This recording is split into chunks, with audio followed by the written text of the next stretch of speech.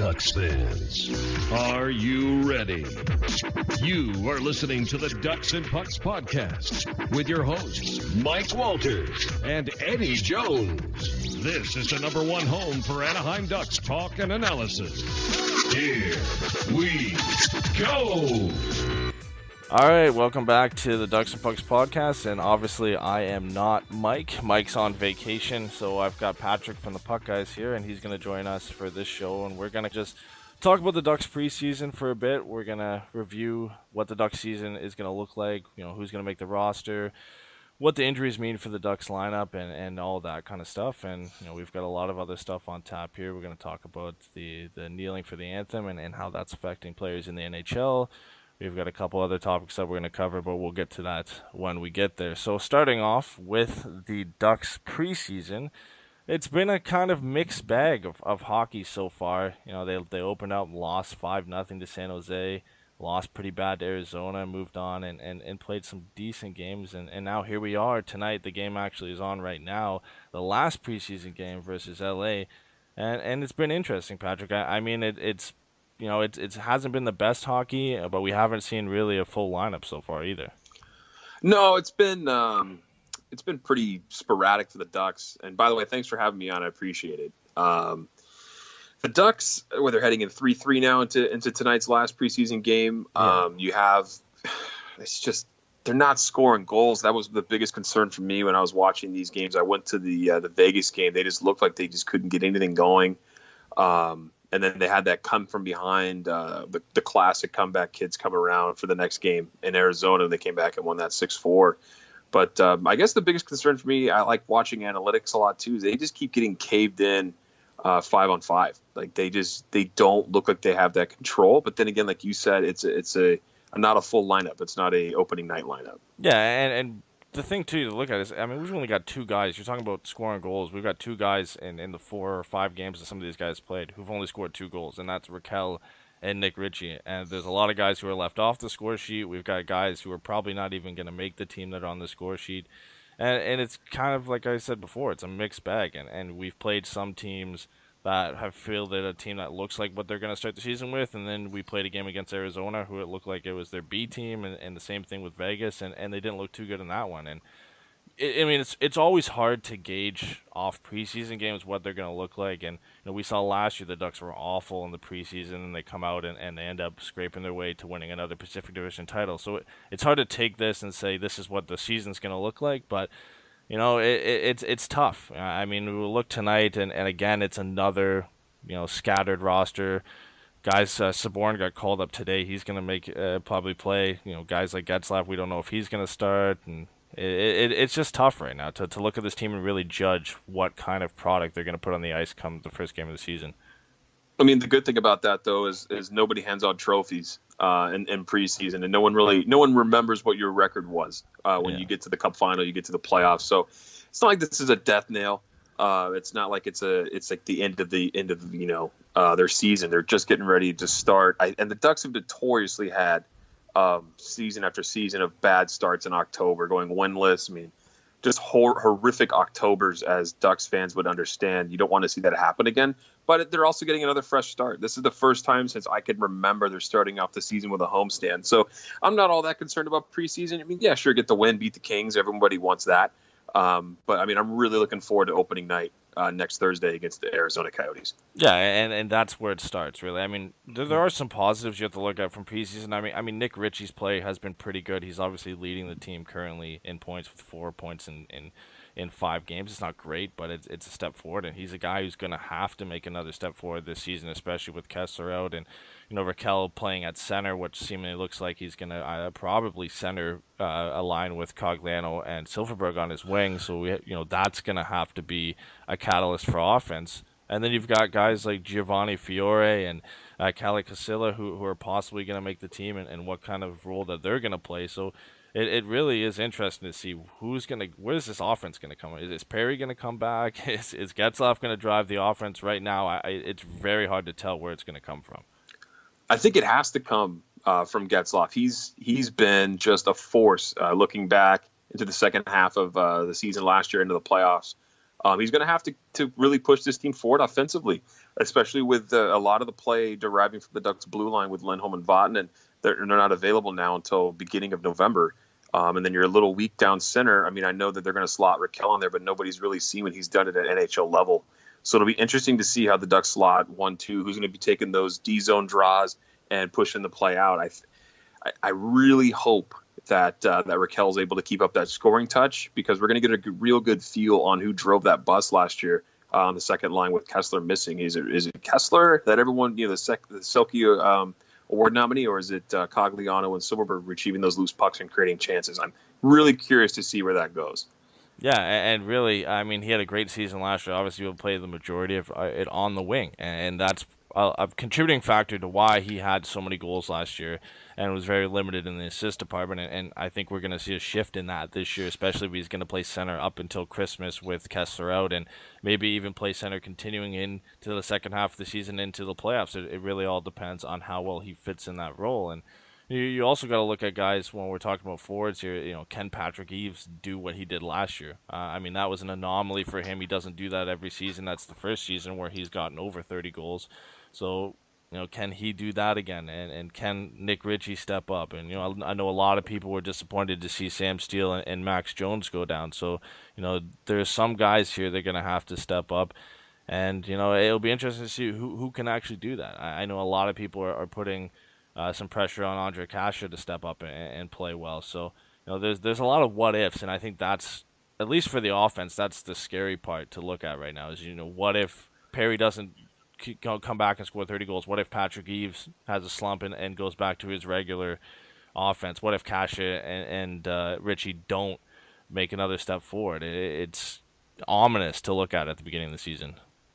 I mean, look, Getzlaf and Eves are I think, going to be paired together until it doesn't work. And it worked really well last year. So I think they're really looking to Eves to being that guy, basically the Kunitz to Crosby situation over in Pittsburgh that, Crosby made Kunitz boatloads of money by sitting there with a stick on the ice and chipping the puck in, right? Not to take anything away from Kunitz, but just that comparison to me is what that is the Ducks are hoping stays, because you're right. I mean, Patrick Eves was a 15, 18 goal scorer for the first decade of his career. All of a sudden has a great year in Dallas, gets traded to the Ducks and continues that clip. I think the biggest question for me, though, is Corey Perry. He's at that age in his early 30s right now where scoring tends to dip. He's still putting up all the shots on goal that he's been doing in prior seasons, but he's just not scoring at that rate. It's going to be interesting to see how that moves, because, I mean, I want to say Bob Murray said he had an MCL injury, but there was no real word on that. He didn't miss any games that he played in the playoffs. He scored overtime goals.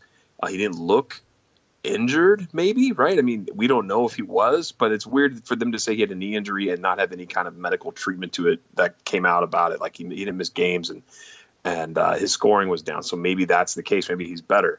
But Perry's the big question mark on me. I really hope he turns it around. But there's been a lot of Ducks fans have already turned against the guy and are worried that he's done and needs to hang him up. But I don't think that's the case. I think he's still good for 25 goals this year. Yeah, and that's the interesting part of his situation. I mean, if he was 4 years younger, we wouldn't be arguing saying, is he getting too old? No, this is just a season where he was off. I mean, his numbers from this season and last season, or from last season and the season before, were almost similar. He had almost the exact same amount of shots. He had close to the same amount of chances created, just less goals and obviously more assists. And is that a season where maybe his shooting percentage dipped down below the average and now it's going to jump back up and he's going to get 25, 30 goals this season? Or is he at that point, like you said, where now he's 32? Is he going to start slumping as goal scorers stop scoring as many goals around this age, and it keeps going down for most guys, especially guys who play the game the way Corey Perry does? So I mean, it's going to be a key part of their offense this year. If he can't get things going, and he really is trending downwards, and he's going to go around 19, 15 goals this year, some guys are going to have to come up and get goals. And we saw Kasha did that last year, and he came up, and he made a big difference. And obviously Eves came in, and Ritchie had a better season. But you're right. I mean, Perry and Getzlaf are still the driving forces of this team, and if one of them is slumping again this season, I mean, the Ducks still might scrape their way to another Pacific Division title, no matter what. But come playoffs, if he can't perform, that's going to be another hurdle for the Ducks to overcome. Do you think Nick Ritchie has what it takes right now to step up and provide those goals? I know people were seemingly disappointed in him, myself included last year. I thought he was going to be, I guess, a little more offensive last season. I thought that he would develop quicker. I'm not saying that he's a bad player, but do you think maybe the Ducks have too much pressure on him and are pushing him to this role too quickly? Or do you think he's right about where he should be? Last season at the beginning, when we did our podcast, we were talking about who's going to take a step forward this year. I was like, okay, Nick Ritchie is a guy who can probably score 20, 25 goals with the shot that he has. And to be honest, I was impressed that he made a step forward, but I don't think he made as big a step forward as we had hoped from a guy who was a 10th overall pick in a pretty good draft. And now this season, again, we're looking at him to take another step forward and do what we expected from him last season. And honestly, I don't know. I think he's made the right strides. He's lost a little bit of weight. He's leaned up a bit more. He seems to have a little bit of more foot speed, more confidence. It's shown in preseason. He's done pretty well. He's obviously been one of the Ducks' best players in preseason. But can that carry over into the season? And he's going to get a permanent line mate most likely during the season, and I think a lot of his success depends on who he gets paired up with, because he's either going to be centered by Ryan Getzlaf or Antoine Vermette, realistically.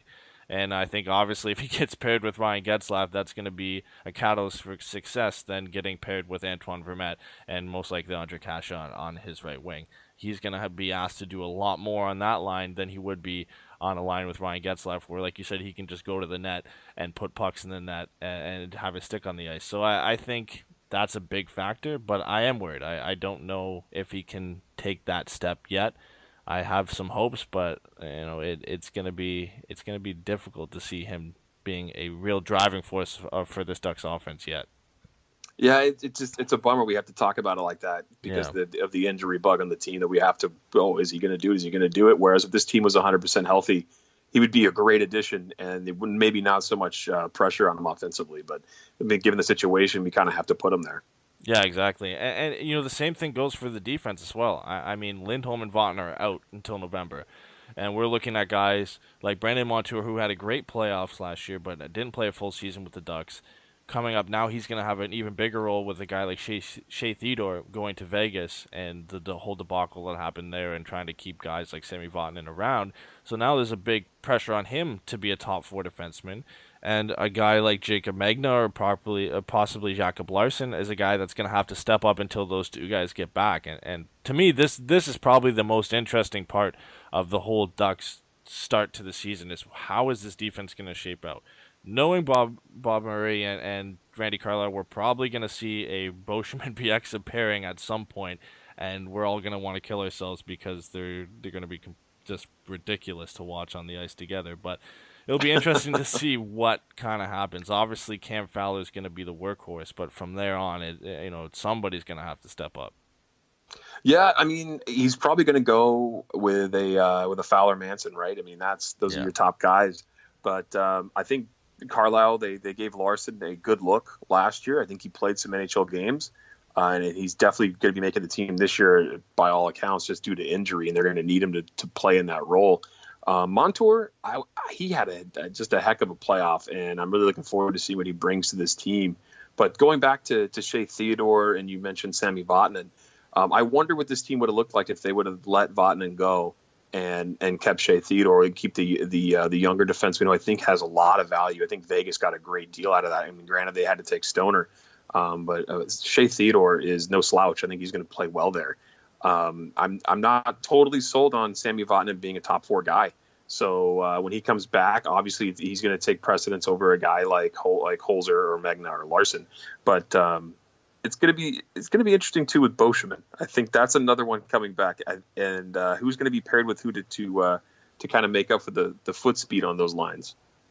Yeah, and really that's why I want to see a guy. I think most people too want to see a guy like Jacob Larsson make the team. And it really before this preseason, if you had asked me, I would have said it's almost a lock. I think this guy has to make the team. He had a minimal tryout at the beginning of last season. He looked pretty good. Went over to Sweden, played there, and then he has to be ready this year. And he's looked okay in preseason. hasn't really stood out. That's why it's a question right now. And I think, it's one we kind of have to ask. Like, for you, who do you think is more ready, or who do you think can take the next step forward for the Ducks? Do you think it's Jacob Larsson? Do you think it's Jacob Magna? Do you think it's maybe a guy who got sent down like Andy Welinski? Who do you think really has to step up and be a kind of a similar impact to what Montour had to the Ducks in the second half of last season? I think it's got to be Larsson. I think he needs to be ready. He's a big body defenseman. I know that Randy Carlyle likes him. And I think that he's probably the most, the word I'm looking for, the most nourished coming up through the system and get ready to play. I like Magna too, but I think Larsson's going to be the guy to step in. And I don't really take preseason, although I know it's needed. I don't think that preseason is the tell-all. I think we'll see what happens when opening night comes around and when the season gets started. But I think Larsson's going to make that jump, and I'm okay with that. Yeah, and I think he's kind of the guy that best fills the shoes that Hampus Lindholm is leaving behind with his injury. I mean, he's a offense driving, he's puck moving defenseman more so than Jacob Magna, who is, for a big guy, for a guy who's 6'6", he can move the puck pretty well. But when you look at Jacob Larsson, he's more of a guy that is in that mold and is something the Ducks are obviously missing, especially with not just Lindholm, but Vatanen out of the lineup as well. So now you've got Montour who has to step up in Vatanen's role. Somebody other than Fowler has to step up and replace Lindholm. And if anybody can do it, it has to be Jacob Larsson, because we're not going to see Beauchemin or Bieksa or Holzer step up and fill that role. They're valuable depth guys when they're positioned right in the lineup, but it's going to be interesting to see where they go from there. And then you got to look at goaltending too. I think the Ducks took a major step forward from last year. Not to put anything on Bernier. Great during the regular season. Game 5, Game 6, man. Come on. Yeah, see, that's what everybody looks at now too. Guy was great during the regular season, saved the team when Gibson was out. Game 5, Game 6, he comes around, awful. A lot of people blame the reason the Ducks are out of the playoffs on him. I tend to agree with that at that one game. But now you've got Miller, one of the great U.S. goaltenders. Now he's behind one of the best young U.S. goaltenders in John Gibson. I think he can really push Gibson to the next level. Obviously, he is a better goaltender than Jonathan Bernier. I think he provides a little bit more competition to Gibson, but I think he provides that mentoring, that motivation, that familiarity that can really push Gibson, hopefully, to the next level that we've really been waiting for. I agree. I'm really happy about this, and I was hearing about John Gibson getting a lot of flack from the team about being injured, and so I guess he went to Vancouver and had some specific training on how to not injure your knee, injure your groin, hips. Just to better prepare himself for the season, because he's been very injury prone in his professional career, and I think Ryan Miller is just a great guy to have behind Gibson. He knows his role. He's not there trying to take Gibby's job. He's there to push him and show him how to be, an NHL goaltender, a starter, and he knows all about it. He's done it himself for years. I think it's a great move by the Ducks. He's happy here too. It's not like he got moved here unwillingly. He gets his family here in LA. His wife's an actress in Hollywood, so that works out great for him as well. So I think having a guy who's comfortable and wants to be here and wants to help out rather than try to take a job is going to just do Gibby wonders. I think it's going to be a great season for Gibson and Miller. Yeah, and really, Gibson, at the end of the season, he had top 5 numbers in save percentage and goals against 100%. average. And he was one of the top 5 goaltenders in the league. Obviously, there are some guys who are way above it. Bobrovsky, Holtby, Price, Dubnyk. They were in a league of their own last year. But Gibson was right behind those guys. And I really think, this year, he has to make that jump. We've been waiting so long for Gibson to take the number 1 role and run with it, especially when Freddie was shipped to Toronto. We're like, this is Gibby's year. He's going to take this and run with it. Then the injury happened. Bernier stepped in. Hard for Gibson to come back in and win that role. Obviously, playoffs came around, and it was a little easier for him to do that. But do you think this is the year he has to prove that he's a top 5, top 10 goaltender in the NHL before they, not necessarily look elsewhere, but before they start worrying if he's going to pan out like they expected? Yeah, you don't want to have, I hate to beat on the guy, but you don't want to have another Hiller in that, right? You don't want to have all this expectation and disappointment after a couple of great seasons. I think that Gibby does have to take that next step and have to prove himself. The great thing about goalies is they take a while to age. They usually get better with age into their late 20s, and Gibby's still young, and he's putting up great numbers. he's got to take it. I think he's going to take it. I think this is the year he does it, especially having that mentorship and Ryan Miller behind him, not worried about taking his job. Yeah, and if he doesn't, I mean, we're going to have to hear about if we had have kept Freddie, would we be better off? I really don't want to hear more of that this season, so I'm hoping he takes a step forward so we kind of can put that behind us. But you know it's going to come up. If he does bad and Miller has to step in and take the starter's role, the Freddie talks are going to start really gaining popularity among the fans. Oh man, I was one of them. I was the one on our show. I said, if you're looking for trade value, you got to trade Gibby and keep Freddie, right? That's what I thought the Ducks should have done. Obviously, I'm okay with the way it went, and Freddie's happy in Toronto now. It looks like with those crazy young guns on that team. But I think Gibby fits in well in Anaheim, and I don't think it's going to be a disappointing season. I think you're going to see a lot of the same numbers as we did last year. Hopefully, less injuries. Yeah, exactly. And that's really key to him having a good season is he can't get injured this year. He has to play 60, 65 games. Obviously, Miller is a quality goaltender. He can make more starts if necessary. But I think for Gibson to really step into his own, he's got to play at least 55 games, maybe 60, and really take the reins as a number one goaltender, especially with a suitable backup behind you. He has to make sure that every night he goes on the ice and shows why he deserves to start each night. And Miller's going to push him, and I think it's going to be key to the Ducks' success. Obviously, good goaltending wins championships. You've seen it with the Penguins the last two times. Murray's been unbelievable for them, and Gibson's in that same field, and a young American goaltender. So it's going to be interesting to see how that all pans out. And we've kind of focused on the whole team now, forwards, defense, and goaltending, and we can really put it all together. Where do you think the Ducks are going to finish in the Pacific Division this year? Do you think they're going to scrape their way to another Pacific Division title? They're going to scrape into the playoffs? Where do you think that it's going to pan out there? Well, I wish they were Stanley Cup banners, but I think the Ducks are going to get their 6th Pacific Division title, and I'm not worried about this team for the long haul. I'm a little sketchy in the first couple of months, but the Pacific Division, other than the Coyotes, really didn't add anything formidable to their teams to make them more competitive than they were last year. The Kings haven't really done anything. The Sharks lost Marlowe. They didn't really add any scoring. Vegas is Vegas. I'm not worried about them. Yeah, they beat us up in preseason, but that's preseason. Vancouver is just a tire fire. Not really concerned about them. The Coyotes, I would say they took a pretty good step by getting Derek Stepan, and they upgraded their goaltending. But I'm not really worried. I think the Ducks are going to have, and this is such a homer thing to say, but they're going to wrap up the division. I really do, barring significant injury, which you could say for any team. This team is as good as it gets in the Pacific Division. Yeah, and you're right. Nobody really has improved in the Pacific Division other than Arizona. I mean, like Vancouver, they're most likely going to battle Vegas for the bottom of the division. LA, I think they're going to probably continue to regress from what they have last season. I think San Jose is going to take a bigger step back this year. Obviously, they've still got Brent Burns, Martin Jones, but Thornton's getting older. Like you said, Marlowe's not there anymore. They don't really have a lot of young guys other than Timo Meier really stepping up and taking the reins from some of the veterans in that team. And then you really, I guess I should have said the Oilers.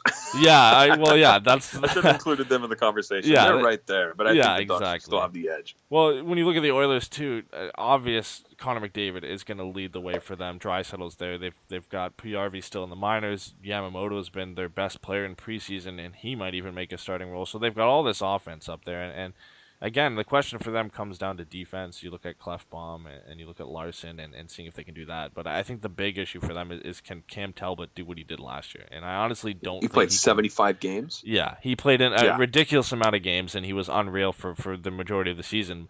Can he do that? I don't know. If Connor McDavid gets injured, can the Oilers continue to play at that top level? And that's an if, but I know they can't. And that's pretty much like for most teams, that's the same. If their star player gets injured, they can't continue to play that well. But I think for the Oilers, it's even higher than that. So I think there's a lot of what ifs, and I think there's some things that they just can't continue to play. And again, that's why I think the Ducks are, like you said, are going to wrap up the division. And it obviously seems a lot pretty biased coming from us, but I think there's a reason Vegas had them odds-on favorites to have the most points in the NHL. I think the Ducks improved on the team they had last year. Obviously, losing Theodore is difficult, but they improved in goaltending. I think they improved up front by re-signing Eves and hopefully Richie and Kasha and some other guys can step forward. But yeah, I mean, the only team I see really challenging them is Edmonton, and maybe Calgary to some degree if they can get something going and Mike Smith can have an unbelievable season. But yeah, I mean, there's a lot of what ifs around the other teams. And you look at the Ducks, and once they get everybody back healthy, they're going to be pretty hard to beat. That was my problem with Calgary. They have a great top four. Of course, Johnny Gaudreau leading the offense there, and their top four Ds is maybe right up there with Anaheim's defensemen. But their goaltending, I don't understand the acquisition of Mike Smith. I believe Eddy Lax is his backup. I've really pegged Mike Smith as being a goaltender that should probably not be a starter anymore, along with a guy like Cam Ward over in Carolina. So I don't know what is going on with that goaltending situation, but that's why I'm not too concerned with the Calgary Flames. I'd be shocked if they were players for a division title.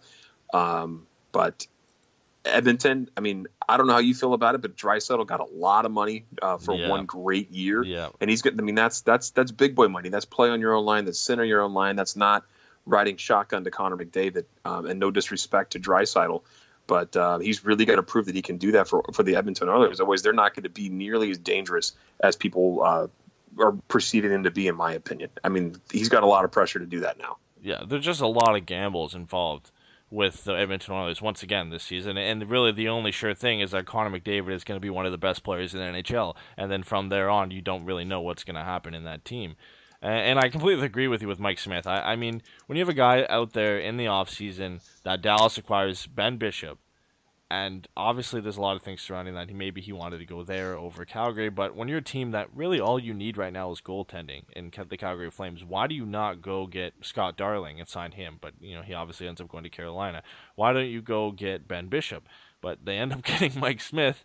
Even Brian Elliott was out there, and I know he was with Calgary last season, but, is Mike Smith really an upgrade on Brian Elliott? It's hard to say he is.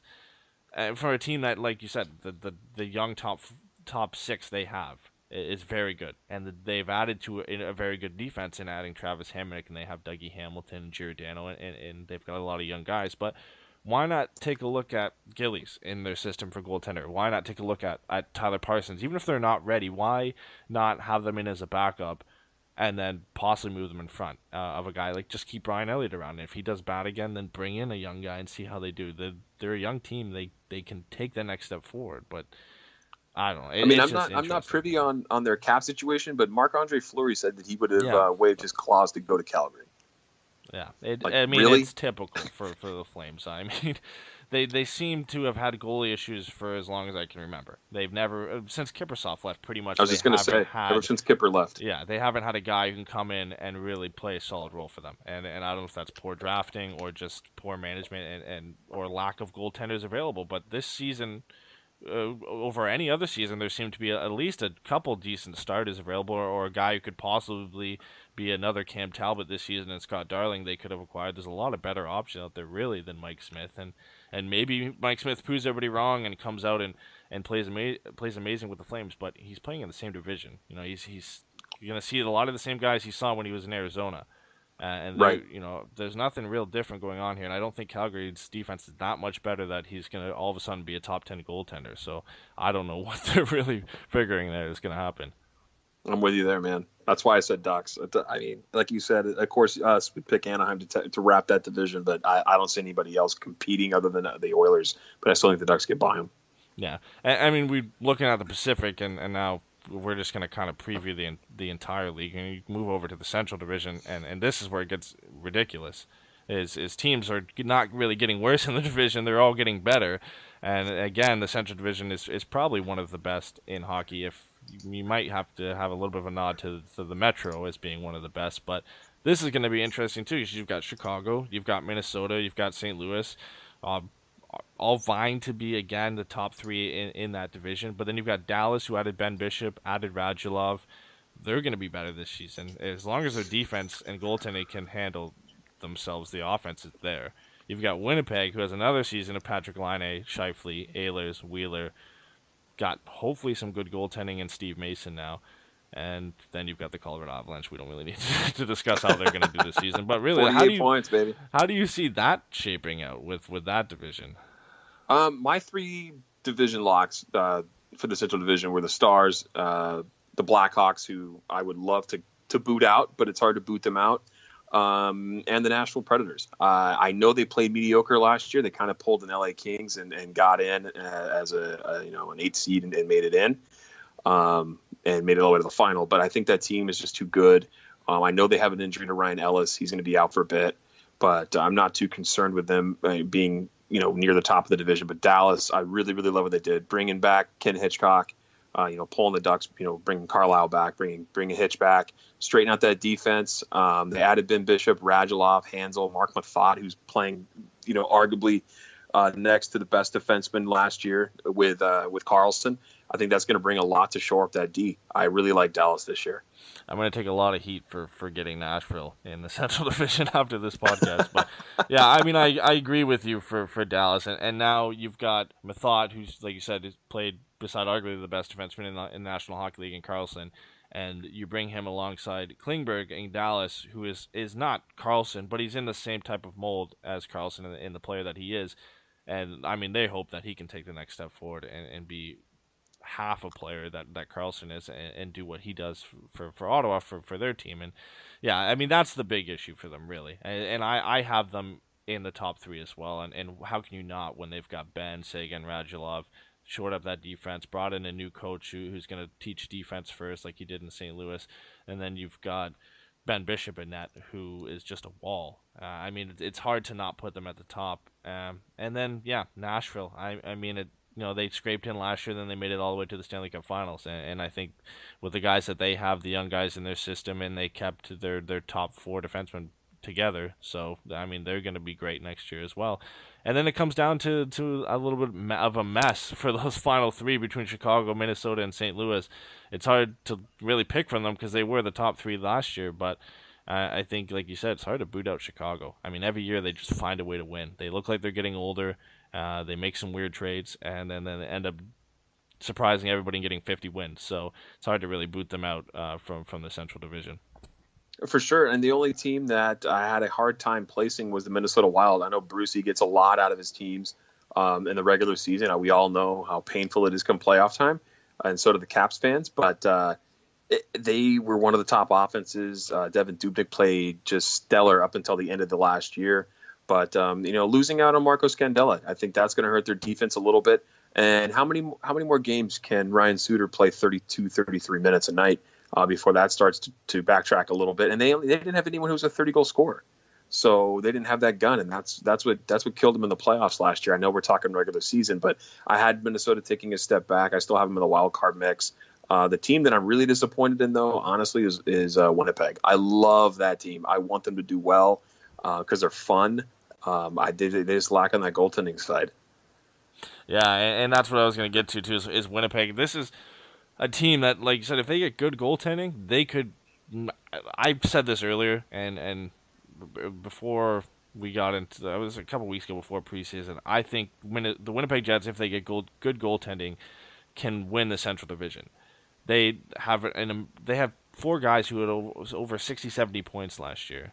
They've got some young guys coming up. Kyle Connor is one of the best young players in the AHL last season. He's going to come up and possibly get a top 6 role with them as well. They've got a guy like Perreault who's been unbelievable for them, who could possibly play on the 3rd line because of the amount of forwards that they have up front. And then the blue line is Trouba, Myers, Bufflin, Morrissey. You've got a lot of young guys. Enstrom's still on the team because they're able to keep him, and he's a valuable defenseman for them as well. And it just comes down to goaltending, and that's why it's so disappointing, because this is such a great young team. They ended off the season great. They won 7 in a row, but you're playing in that division where you're going to play some of the powerhouses in the West every week. And right. I really want them to do well. I want them to do well so bad because, like you, I love this team. I love the way they're built. I think they're going to eventually be a great team once they get good goaltending, but it's so tough to judge them because of that. No, 100%. It's going to be really put on the shoulders of Steve Mason. I mean, he had a 908 save percentage last season in 58 games. Just not his game. Maybe it was just an aberration on his career, because previously, even though he played for a bad Philly team, he still put up decent numbers. So we'll see what he does here. I think that he has a better team in front of him, but to put all of your eggs on Mason, who had a bad year last year, is going to be interesting how they are able to hold on there in the Central. But I love Line A. I mean, he's like, to me, it just reminds me of Kovalchuk. with that one timer off on the power play, or even Ovi loves playing on that side too. They're an exciting team, and I think Scheifele's super underrated. I mean, he came out and signed that giant deal, and everyone's like, "Oh yeah, he signed that giant deal. Now let's see what happens to his numbers." And he improved on all of them. Granted, he has line A, but still, I think Scheifele's just extremely underrated and never talked about. Yeah, and there was an interview with him in the offseason how he says he wants to be an elite player. He wants to be better than Crosby, better than David, and it's enough to say that, but this guy's put in the work in the offseason. You know, he had an 80-point season last year. He could have just slacked off and said, "Oh yeah, I mean, I had 80 points, whatever, I can do that again next season." This guy's working harder to be a better player, and you know, he's got guys like Laine who he can utilize. He's got Ehlers, he's got Wheeler. He's got a lot of guys on his wing that at any time he can, you know, dish the puck to them and it's in the back of the net, and he's picked up a point.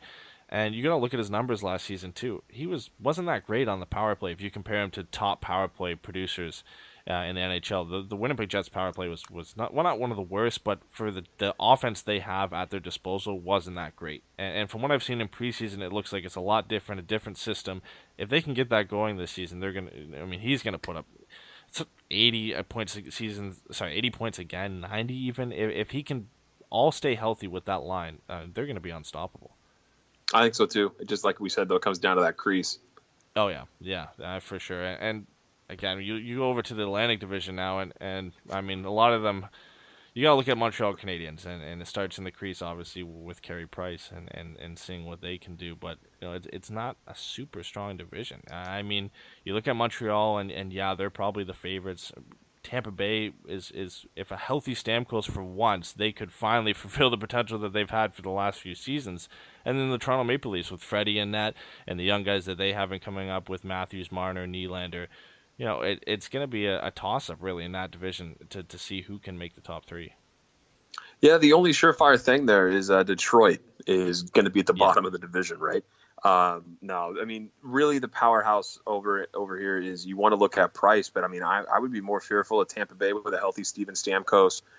They have just a heck of a team there. Victor Hedman basically is just the catalyst for that team, and he's a Norris Trophy candidate. He's a big guy. He can make plays. He plays defense. Plays a lot of good minutes. I mean, yeah, they don't have Jonathan Drouin anymore.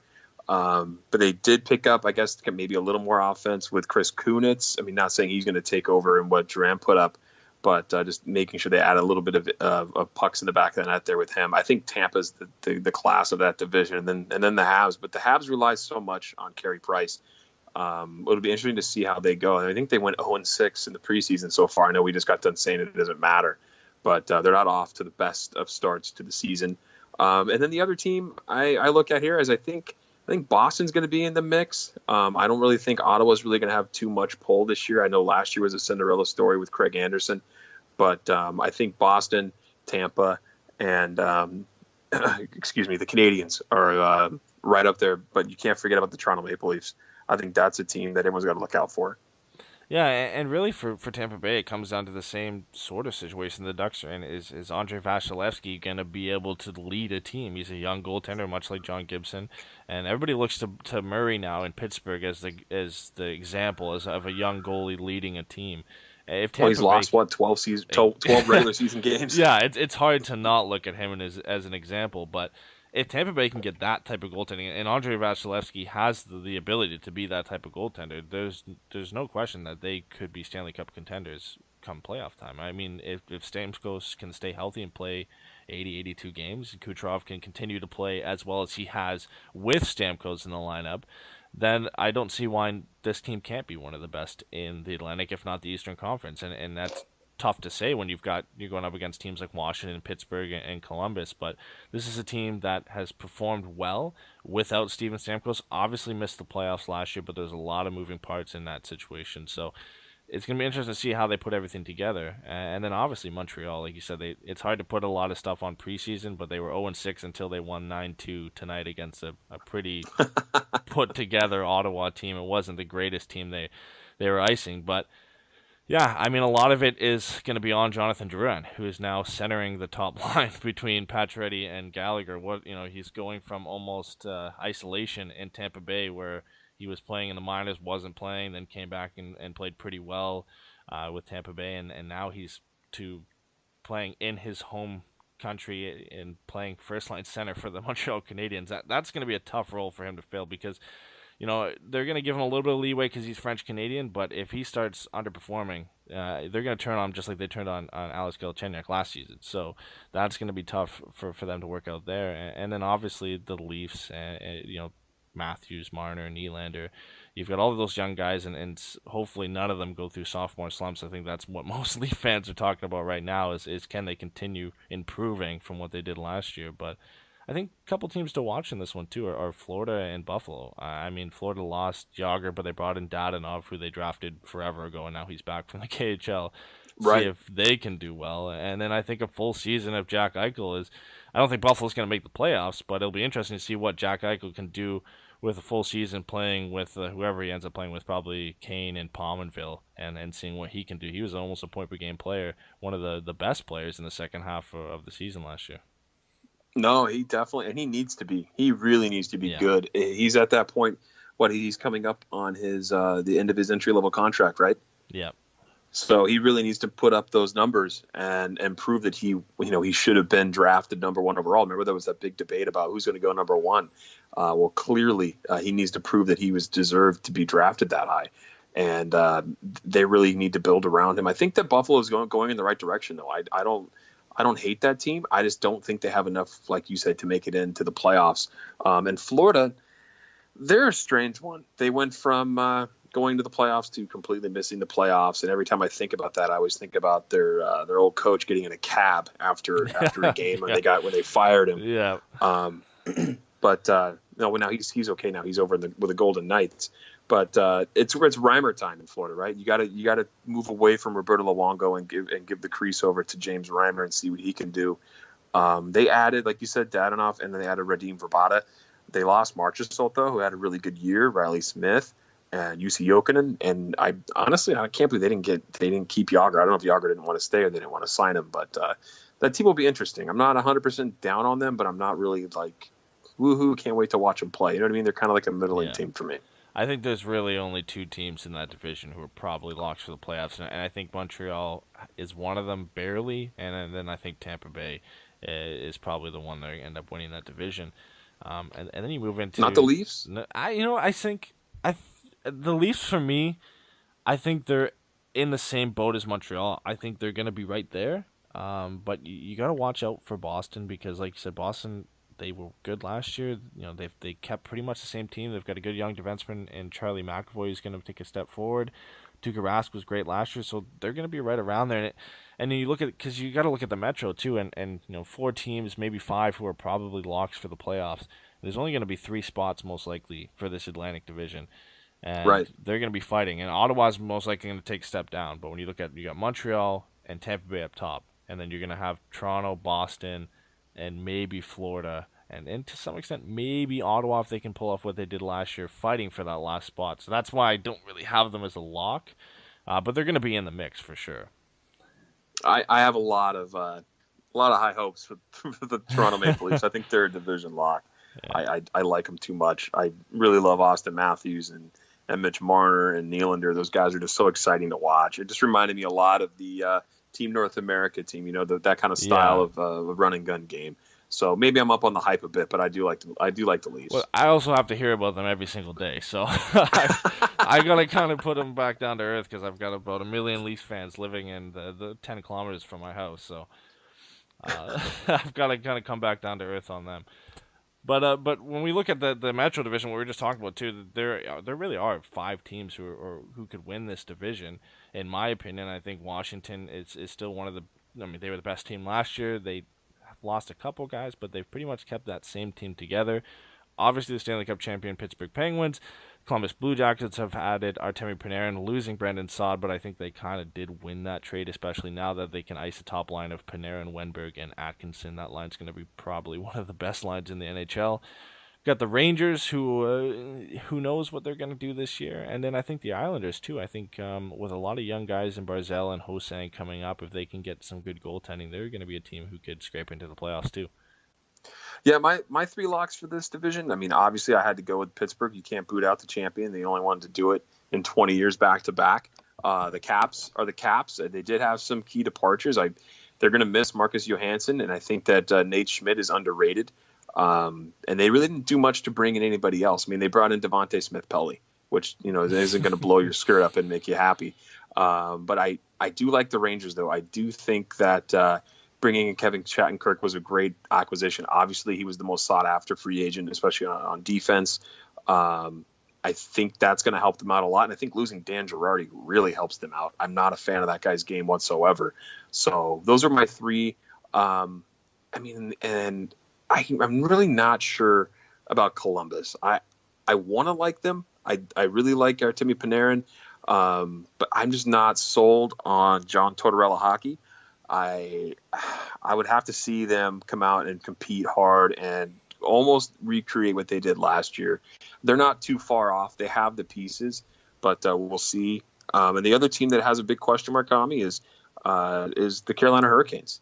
I think that's adding Scott Darling was huge for them. They really needed it. And then Marcus Kruger and Trevor Van Riemsdyk, I think those are really good acquisitions for them as well. So it'll be interesting to see how they kind of shake out. They were close. They were really close last year. So we'll see how that shakes out for them. And then I don't know too much about the Islanders, but you seem to know more about them than I do. I mean, they're just an interesting team. They have been for a while because John Tavares is one of the best players in the NHL, and he really hasn't had much support really since Matt Moulson left. And Matt Moulson wasn't a great player there, or he isn't a great player where he is now, but he was a top six forward there because John Tavares made him a top six forward. Now he has Jordan Eberle to play with. Now he's got Josh Ho-Sang, who's coming up and going to play. He's got Barzal, who he can play on his left wing or can play at center. They've got Anders Lee, who can take a step forward and play. They've got a lot of options now in forward, which they didn't have before. And obviously the issue for them is still on defense and goaltending. They lost Travis Hamonic, so there's going to have to be guys that come up and step in there. But, can Thomas Greiss do as well as he did last year? Is Halak going to actually play well? Because he got sent down to the minors for a bit last year because he wasn't playing great.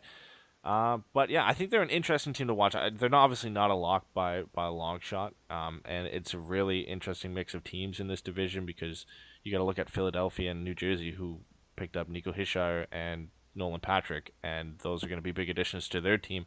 And I think Philadelphia underperformed last year because they do have a lot of great players: Giroux, Voracek, Simmons, Shane Gostisbehere. Goaltending has really been the issue for them, and I don't think Brian Elliott's a great addition, but there wasn't much else they could do. So it'll be interesting to see what they do. I think they can make a push, and they're going to be sniffing around where the Islanders are. And then, like you said, Carolina, I think that has to be the most interesting team of the division. Scott Darling was a great addition for them. Noah Hannafin's going into another season. Justin Falk. They've got Sebastian Aho. Jeff Skinner still there. Slavin. Yeah, Slavin, who was unbelievable for them last year. Just came out of nowhere, really. And he's been great. They've got a lot of good young defensemen, and that's, in my opinion, that's how you build a team. If you can't get a superstar forward, build it up through defense. And that's what the Ducks did, obviously. Now we look at it, and Getzlaf and Perry, the older pieces, but you look at Lindholm and Vatanen and Montour and all those guys. Building up through defense is the best way to get where you want to go in the long term. And Carolina's doing that, and they've got a lot of good young pieces up front as well. So it all really comes down to them is what's Scott Darling going to do, because I don't think Cam Ward's going to be the goalie that won them the Stanley Cup way back in 04. So he's not going to be that. So Scott Darling's going to have to do something for them. Not at all. And unfortunately, because I do like the New Jersey Devils, they're probably going to be the bottom feeders again in this division. You just have to look at the talent around the other teams. But I'm really interested to see how Nico Hischier is going to do, because a lot of people were critical of this draft, saying you look at the last few drafts where Matthews and Laine and McDavid and Eichel, and now you've got Nico Hischier and Nolan Patrick, and they're not really at that caliber. I really want to see how he does in a top six role with his team. And from what they've heard recently from the coaches, he's going to get a chance to play with most likely Taylor Hall and possibly Nick Palmieri. There's a lot of guys that he's going to be able to play with and get a chance to put up some points. And they've got Pavel Zacha who's take a step forward. And, Henrique, who's been their top line center for the last few seasons, might end up playing third line center on opening night. So they've got a lot of interesting options there. And obviously Corey Schneider in net, who's one of the most underrated goalies in the league because he's playing in New Jersey. I think they're a dark horse team, probably not going to make the playoffs, but they're going to cause a lot of problems for the teams in this division. No, I agree with you, and I also agree with your opinion about Corey Schneider. I got a lot of flack for putting him in within. I think he was in my top 3 for top 10 goalies. I just feel like what he has in front of him compared to what he sees every night, it's hard to put him outside of a top 5 role if you're talking about top goalies.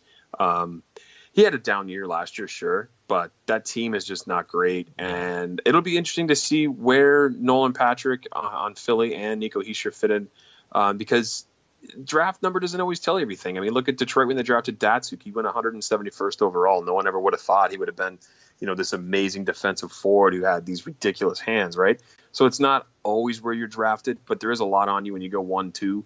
And from a lot of reports, people are saying that they're going to go to teams that need them to be a number 1, where they really are just a number 2 center, or should be a second line guy rather than a first line guy. So it'll be interesting to see where they go up. And Nolan Patrick has that horrific injury history too, which people were concerned about, especially the Flyers when they drafted him. So curious to see how these guys go.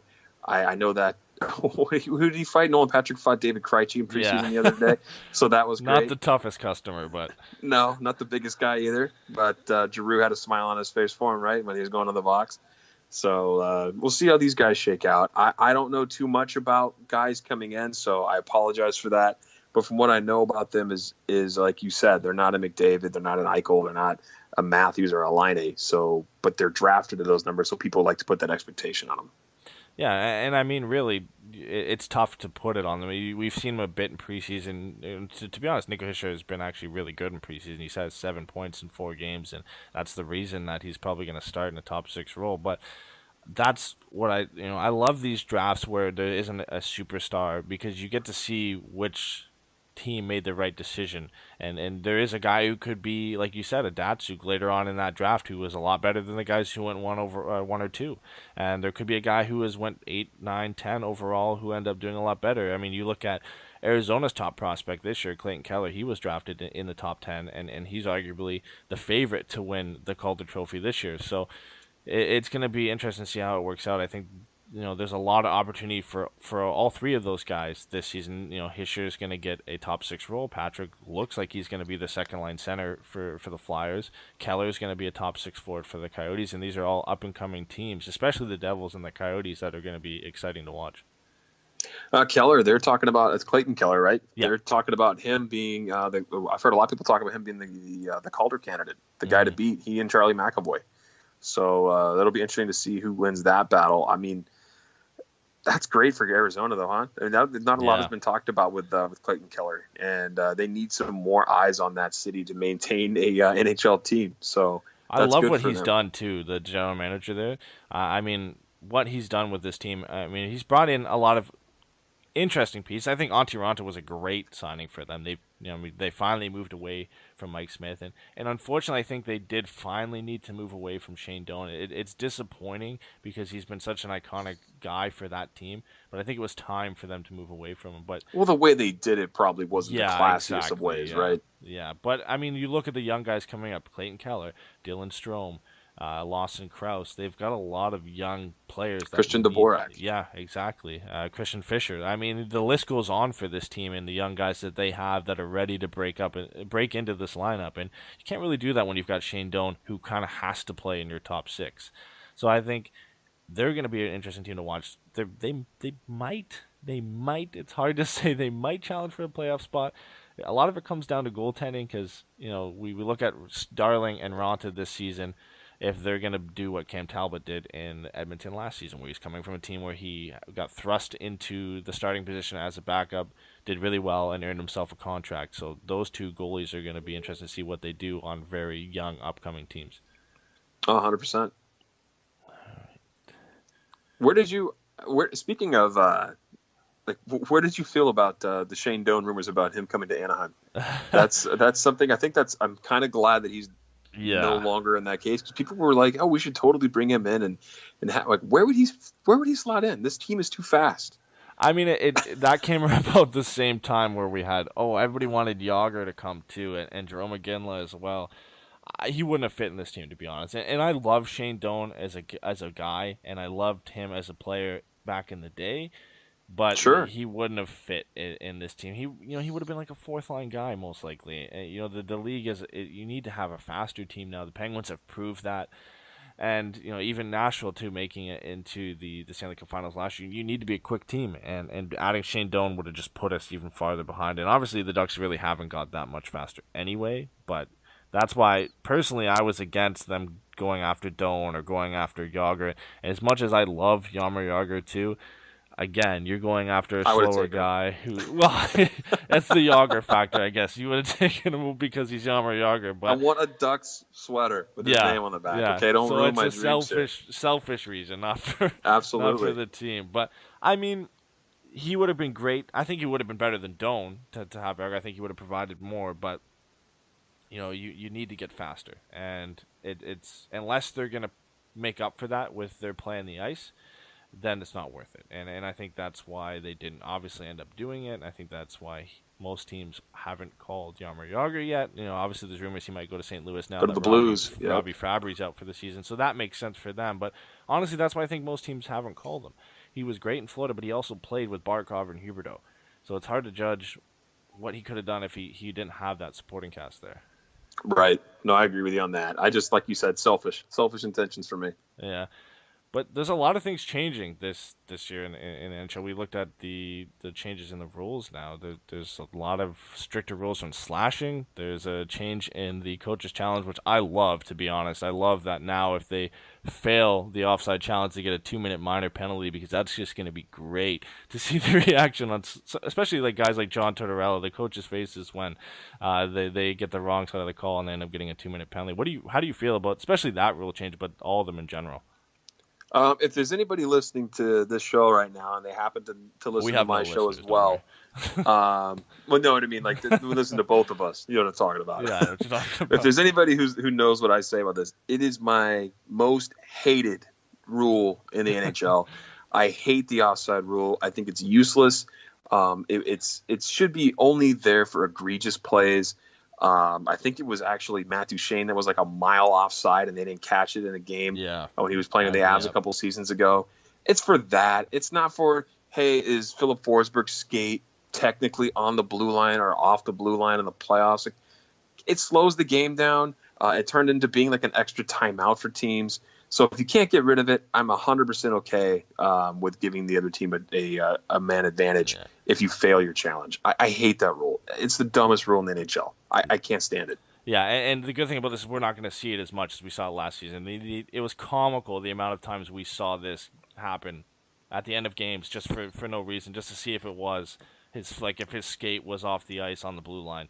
Yeah, might as well, right? Yeah, throw it out there. Yeah, exactly. Now that there's a possibility that you're gonna get a 2-minute penalty, I plead that this means that they're not gonna use this as often as it was used last season. And I think it's a step forward. I think they want to keep it around. That's why they're doing this. And if there's an issue with it this season, I think they probably move to taking it out.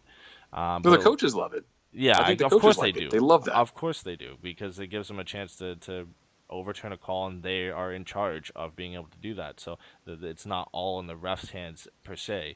So they've got a little bit of control now. But if it flops like it did last season, again with this change to it, I think they have to look at taking it out, because it is ridiculous. I mean, like you said, it's only for the plays like when Duchene was 2 miles offside and scored a goal. But now we're debating if a guy's skate was lifted up over the blue line or not on the ice. Like, it's just getting ridiculous the way it's used. Just make the blue line a plane. Yeah, make it a plane. Break the plane, you're in. They did a I think it was Sportsnet. They talked to a bunch of players and said, what rule would you change if you had the power to change rules? And some guys were ridiculous. Eichel said he would take away offside so we could sit on the other end and cherry pick. But there were roller hockey. Yeah, there were some guys though who actually had, like, they should just listen to players. There's some guys who had some decent suggestions for changing the game in a good way. And obviously it's difficult to say, okay, we'll just take what this player's idea and we'll implement it. But at least listen to the players and they're the guys out there. They know what's going on and change the game in a better direction. Is the NHL the only league that every year we wonder which rule they're going to add or take away or mix around or change? Like, every year they try to better their product with something. Yeah. I mean, it seems like it, at least recently, that every year something gets changed. And it's always minor stuff, but last year it was big because the coach's challenge was new, and then now we're changing it a bit, and now they're cracking down on slashing, and it's possible that the goalies' pads are going to be bigger or smaller, the net's going to get bigger. It seems like every season we have some rules that don't get implemented but are going to get implemented next season, or we're going to be talking about different rules. It seems to happen every year. And as far as the slashing goes, I'm okay with it. Players are going to adjust. They adjust to everything. These guys are professional. They're the best at what they do. That's why they're in the league. It's going to go down. And yeah, do you really want your guy breaking his hand or breaking a finger on a play where it was a needless slash? I'm 100% okay with it. Sure, the preseason didn't have a lot of flow, but it's preseason. That's what it's there for. Yeah. I'm 100% okay with slashing being cracked down on. And it weeds out the slower guys too. I mean, how many times have we seen, for lack of a better example, Kevin Bieksa be slow on a play and slash a guy in the hands because he can't catch up, and then that guy ends up getting hurt or whatever. I mean, it helps in that aspect of the game too. It speeds up the game because these guys know that they can't just do that anymore. They can't just whack a guy in the hands when he goes by them because they're too slow to turn around and catch him. So there's that aspect to it as well. And little rules like that, I'm fine. I'm fine them changing it, trying to make the game better, trying it out, saying they're just going to crack down on this or change this a little bit. But it's when they make the huge change every year. It seems like they just make some kind of big change that really like affects the game in a negative way. Yeah, leave the nets alone. Don't make them bigger. They're fine the way they are. Yeah. I'm fine with focusing on the goalie's pads. I agree. Sometimes they are the goalie equipment is ridiculously big. Especially for the bigger guys is insane, and sometimes these guys wear equipment that is already way too big for them anyway, just to get that extra inch of pad or that extra. Of course, I would too. Yeah, exactly. Why not? I honestly think that should be the next step for them, then, to focus on coach's challenge and 2-minute penalty for if you miss the offside call. I think that should be the direction that they go in, is looking at making the goalie pads smaller, obviously being still safe for the goaltenders, but they have a lot of room to cut down before it's unsafe for goaltenders. 100%, man. I'm right there with you on those rule changes. And I mean, I guess this is a better time than any to move in probably what's been the biggest story in sports over the last year and a half. Is kneeling during the national anthem, and now it's moved its way from the NFL and to the NHL, and it's become a big focus, really, at the start of preseason. And they've talked to guys like Joel Ward and PK Subban, and recently Eric Stevens put in an article, and they talked to Ducks players and how they were going to feel about it. I mean, it's a huge topic right now, not just in sports, but in politics and in the world in general right now. How do you kind of feel about this situation? So for me, I've always felt that people have the right to protest. You know, that's part of their rights in the United States, is to be able to protest about some sort of injustice you feel is happening. And I think that the media has done just some damage in the way it's viewed. I don't think people understand that these players they're not protesting necessarily because they're oppressed. They're trying to bring awareness to those who are, and this is a platform and a stage for them to do it. I don't think they're trying to disrespect the anthem or the military or anything like that.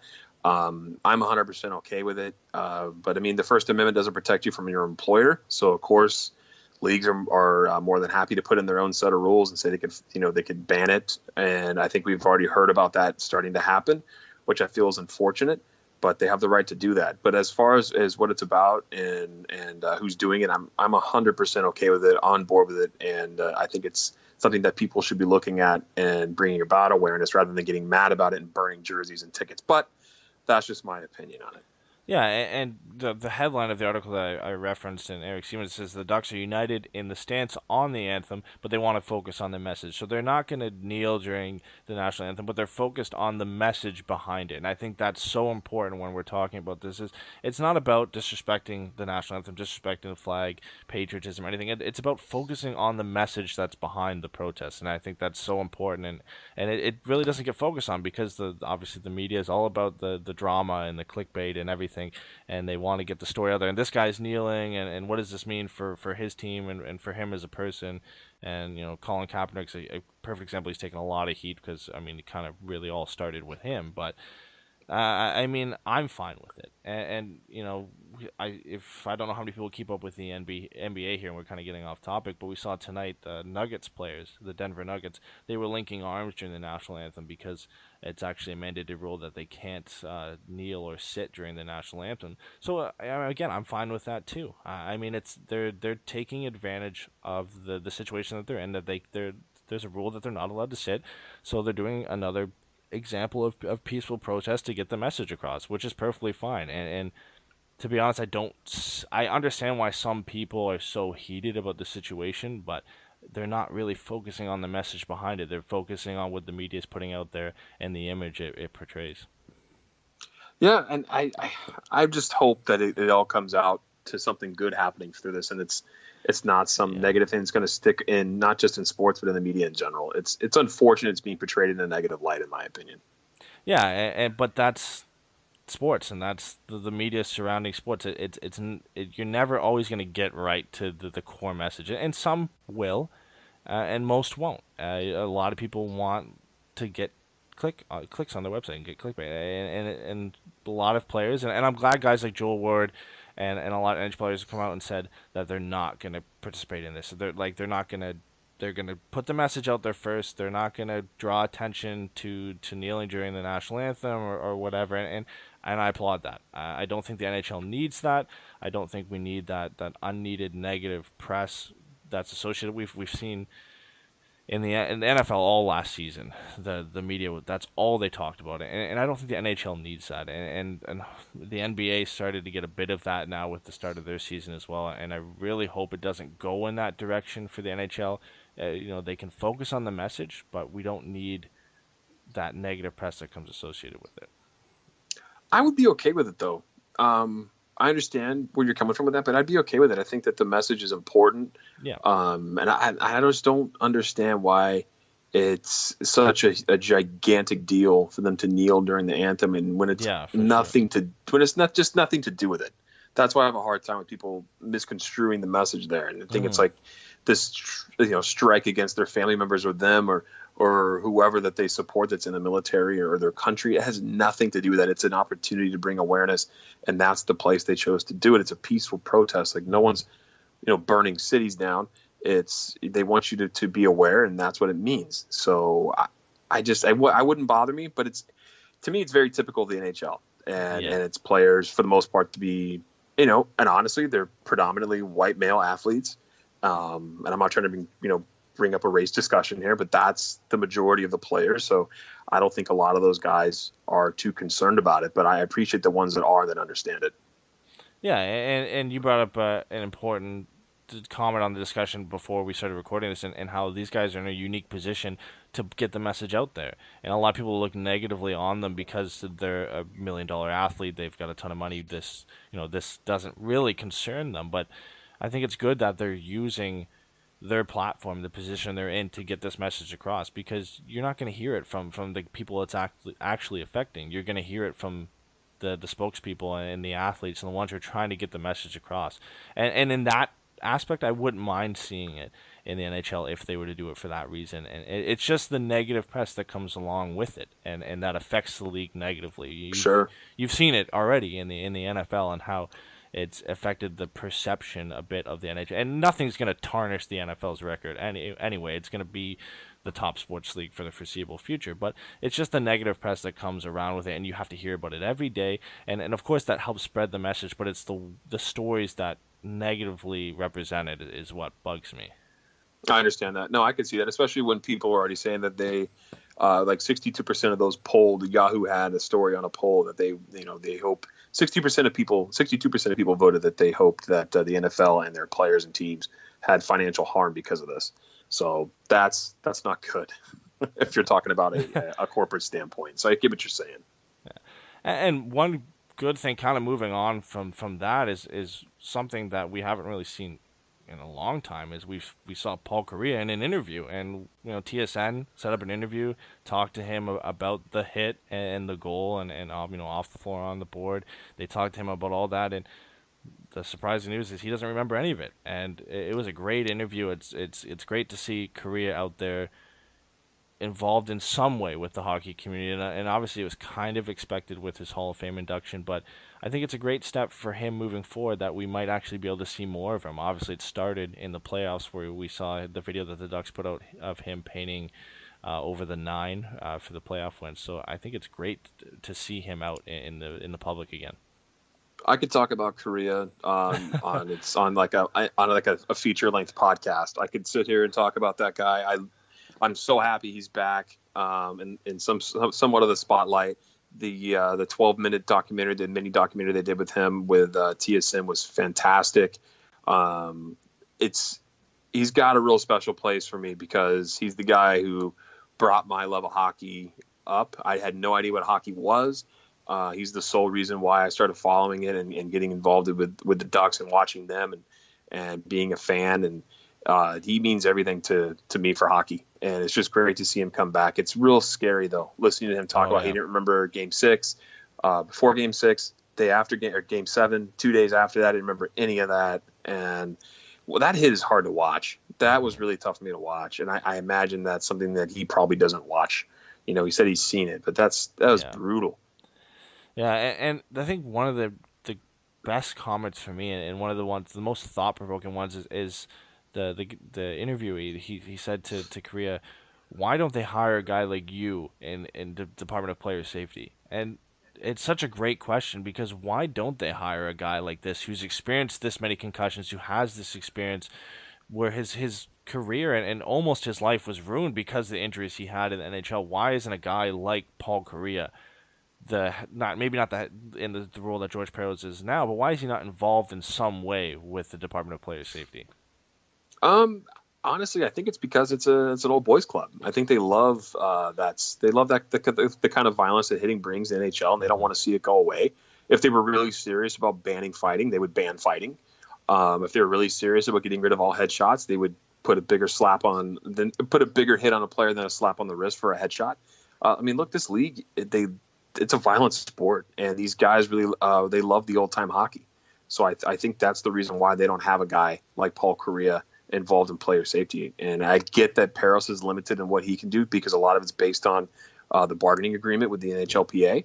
But I really think it's because these guys that run the league, it's a violent league, and they like the old school hockey types. Otherwise, if they were serious, they'd get rid of it. Yeah, for sure. I completely agree with that. But what I hope from all this and from this interview and everything is all it means is that hopefully Paul Kariya, in some aspect, maybe not with the Ducks or anything, just gets involved with hockey or even the NHL again, and is just see more of him. I just want to see more of Paul Kariya. I don't think that's too much to ask. I was so excited, and I think everybody agrees, when we saw him. I think it's the first time I've seen him forever in that playoff preview that the Ducks put out, and then again to see this interview with him, it's just great to see him, because you and me and a bunch of people included, is the reason that we're Ducks fans today is because of Paul Kariya, and just to see him out talking to the media, being involved in hockey again, it's just so great to see. Did you hear the part of his interview where they said to him, the interviewer said, you don't keep any mementos in your house? Yeah. Like, he has no hockey mementos in his house, nothing. And he said, well, I like to look forward. That's such a trip for me to hear that, because almost every player has stuff. I don't think I've seen another player who hasn't. Yeah, exactly. I don't think, you see a lot of different players, and they talk about how they don't always like to associate hockey with their regular life, but they still have jerseys or the first goal they score, they have the puck somewhere framed in their house. I don't think I've ever seen a player come out and say that they literally have no mementos of hockey. He keeps that completely separate from his personal life. That's a trip. And he also said that, what was it? I'm trying to think of the part where he was talking with him about going back into the rink, where he was like, it feels good. The cold feels good. So maybe that's a little bit of looking in the future for us, like you were saying, having him back involved in hockey. That's where we want him to be. And it was interesting to see him also. He didn't really have any other reason that he had a planned family vacation for not being at Timu's banner raising night, which I find that very hard to believe. Yeah. I was like, really? That was the real reason? Because as those chairs filled up and I was at Honda Center that night, I'm like, okay, where's Paul? I know Paul's going to be there. He's got to be. I feel like there's probably an underlying reason other than that. Maybe he did have a family thing, but there has to be more behind that than just a family outing or something. He said he had no issues with the league and no issues with hockey, which is I also find very difficult, considering his career was ended on the marker of brain damage, which is super unfortunate, Yeah. So either way, it was a great documentary, and I really hope, like you said, it means that it's going to be more Paul Kariya down the line here. Yeah, and really continuing that, do you think eventually the Ducks raise his number to the Raptors right beside Teemu Selanne? You have to. I think if he stays out from hiding and comes back into the hockey world, you have to. I hope they do. I think they have to do it though. I think that time will come. Yeah, I mean it has to. I mean there aren't many other players they can really put there. I mean a lot of I people mean, have maybe Jiggy. argued. Yeah, a lot of people have argued Jiggy. Some people before Niedermeyer, his number went up in New Jersey. They argued Scotty is his number going up. Nah, I I don't can't really see think that. that me either. And people have argued Pronger as well. But No, it's hard when they haven't really been there that long. Um, you look Kariya at, carried this team for 10 years on his exactly, own. and he has to be the logical next step. And then like you said, Jiggy those are really the only guys you can really put into that category. There's other guys you can maybe argue for, but when you're looking at locks, as guys who eventually have to go up if they're going to put another number, but it really has to be Kariya and Jaguar, and then if you're looking into the future, then Getzlaff and Perry. Yeah, and this team is not an old team. Like the Ducks have only been around for a little over a couple of Yeah, decades. So I mean, you don't want to start retiring players' numbers just exactly. because Yeah. they won a cup. They got to really have a huge piece, be a pillar of the organization. And Kariya was just slotted with guys past their prime his entire career in Anaheim. That when they were owned by Disney, they didn't bring anybody formidable to play with him to help him win a cup. They basically drove that team all the way through on the back of Jaguar until the final, where Jaguar pretty much didn't played average, and then they were beaten. So I think Kariya deserves it. But I mean, if you're going to look beyond that, like you said, Jiggy, and then let's hold off a bit. Let's pump the brakes a bit on whose numbers we're retiring.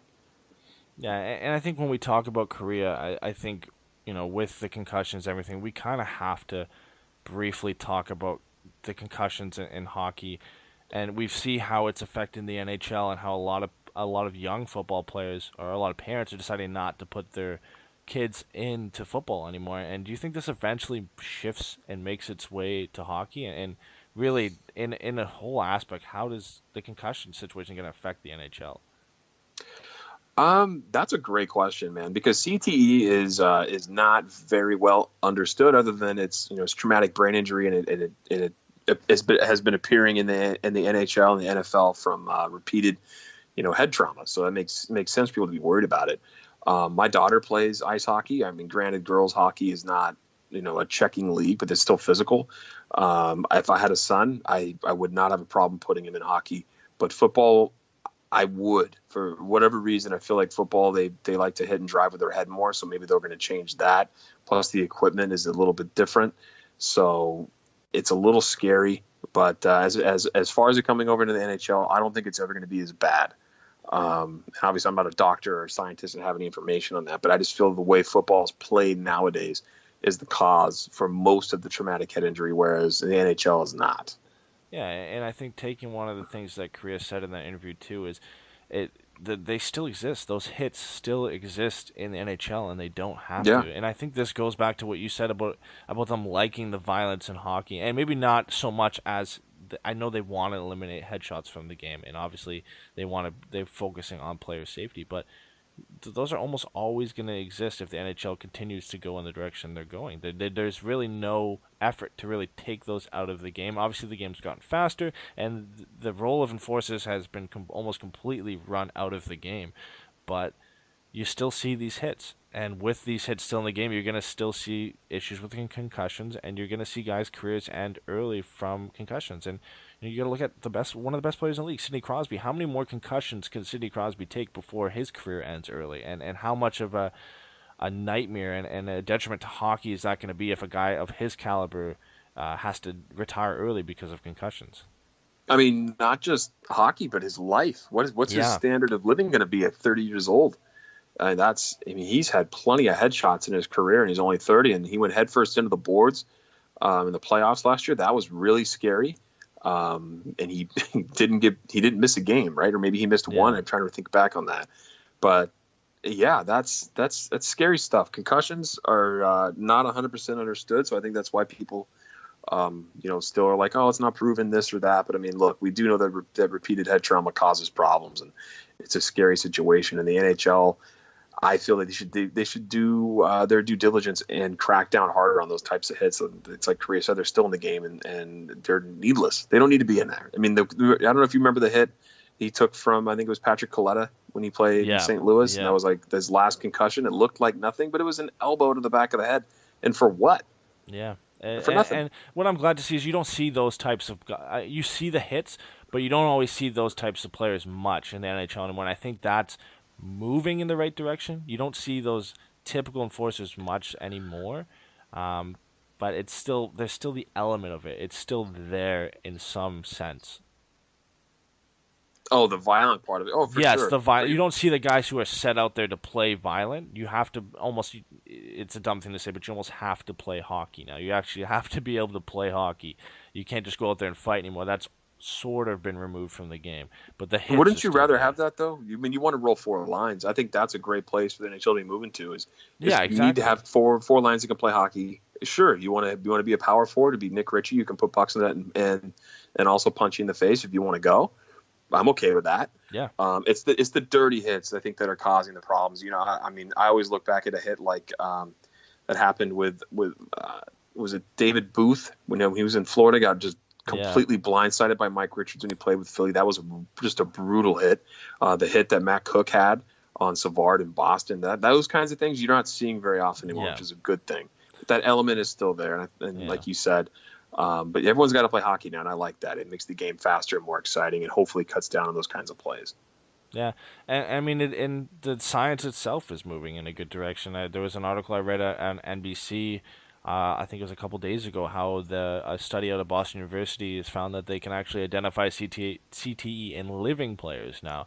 So it looks like everything seems to be moving in the right direction. It's just when everything gets implemented, and hopefully in the meantime, no other players have to end their career early, and like Paul Kariya had to. No, 100%, and that's exciting news to look forward to. That way, they can identify any kind of indicator early on that. I only saw a blip on a headline about that. Did you see anything about how they were doing it, or how close they were to making that like a thing where they're going to be able to do it now, or is it just something in the work? Yeah, I read the article briefly. I believe it's something in the works. It's not out yet, but they feel it's possible now, because before you could only study the effects of CT or see if it was present in an autopsy after the person has been deceased. So I think it's that they understand that it's possible now, and so that's moving in the right direction in that sense. Anything you can do to keep the players safe, I'm for it. Exactly, yeah. And I think finishing off here, we should probably focus on something that's a little bit more upbeat. I don't know if everybody saw this, but it was something funny that kind of was circulating Twitter during the week. It was Versace has a sweater up for 1,500 Canadian dollars on their website for a sweater that eerily looks similar to the retro Vancouver Canucks jersey. And if any of you haven't seen this, you have to look it up, because it's not even that it's sort of close. It's pretty much the exact same thing. I believe you've seen this. What do you think of it? It's ugly. And when you said that you wanted to end something on a funny note, I thought you were going to bring up Matt Duchene's Media Day picture, but that's pretty much only funny for everybody but him. I don't even know what the fallout is on that with Versace. I don't know if they have to not sell it, but that thing is not only ugly, but who's going to pay $1,525 for that? It looks like it should glow in the dark. Like the way that yellow is, it should glow in the dark. And how dare they tarnish the Canucks jersey? That's the best jersey the Canucks have ever had. What I'm wondering too is how is this not? I mean, it's not their logo now, but this has to violate some kind of trademark or something, does it not? Like the likeness is there, right? Yeah. It's literally they've taken Canucks and put Versace on there and changed the black to white, and tilted it a little bit to the left. I mean, it's exactly the same, and they're charging $1,500 for a sweater. I don't know anybody in my life who's ever spent $1,500 on a sweater. But no. I would go out and you could probably find a retro Canucks jersey for $300, and you can cut the sleeves off, and you can just call it the exact same thing. So it's this thing is gross, man. Yeah, I mean, a lot of people think that of the old Canucks jersey too, but it's just hysterical how much of a ripoff it is. It's not even like they subtly tried to hide it. It's literally the exact same thing. Yeah, in the comments that I was reading, they said the Canucks and Versace could not immediately be reached for comment. So that was the last I heard about it. So I don't know if anything's going to happen by it, but probably not. I think but it's horrific. Just great. Yeah, it's just a great thing. And sometimes these things come up, and usually, to be honest, the guys like Bar Down for TSN and Barstool Sports are usually the guys who get this going on Twitter. But it's always funny to see something like this comes up. It kind of breaks the tension in between some of the harder topics surrounding the NHL. 100%, man. Yeah, for sure. But anyway, Patrick, thanks so much for coming on. I think we've exhausted pretty much everything we've had to talk about today. If you guys get a chance, you got to go check out their podcast, the Puck Guys podcast. It's a great listen. So if you listen to us, you got to go listen to them too. All right, thanks, man. I really appreciate you having me on, Eddie and Mike. I know I'm not Mike, but thanks for letting me fill in. Yeah, and, I hope you guys still listen. That Mike's not on to. He's enjoying his vacation in Italy, so we decided to record it without him. How dare he take vacation? Right before the season, like I told you, man. You don't do that. Well, to be fair, he was going to come on, but he has no mic. So I'm going to take that as a probable excuse that he's just enjoying his time in Italy with his wife. So I can't blame him on that. Plus, the time change is probably brutal. Yeah, exactly. And enough heart that he really did want to come on and do this podcast. But I think he, with all the work he's done with Ducks and Pucks, he deserves a break. And really, for sure. I'm just teasing him. Yeah, exactly. And I really hope you guys enjoyed this podcast without Mike. We'll see you guys next week, and hopefully the Ducks do get a win in their first few games of the season, and me and Mike will hopefully be back next week to review those first few games for you. As always, let's go Ducks.